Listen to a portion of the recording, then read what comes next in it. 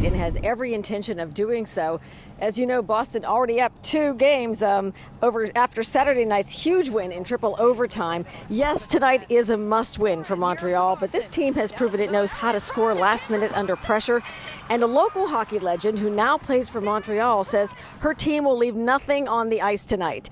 Jillian Dempsey, born and raised in Winthrop, captained her team at Harvard and has played most of her professional career on Boston teams, admits it feels a little strange now playing for one of our biggest rivals, but she is grateful to be here tonight.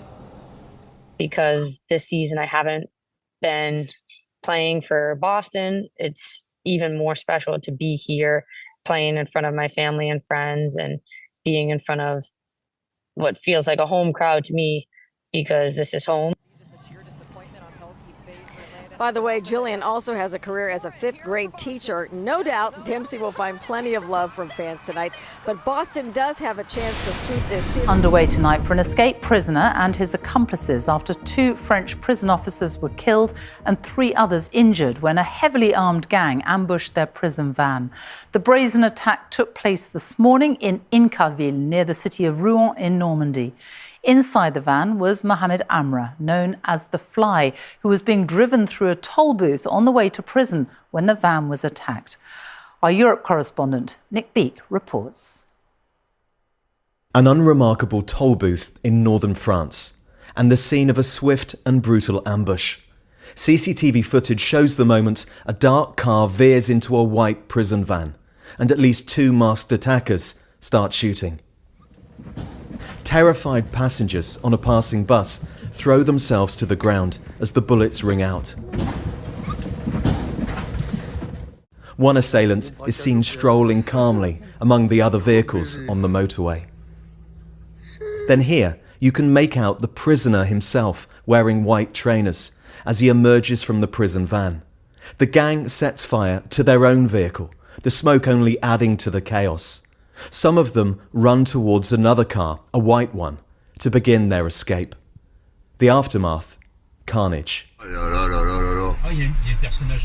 2 prison officers dead, others gravely injured, as their police colleagues begin a painstaking search for evidence in an attack that's been described as an assault on France itself. Ils seront interpellés.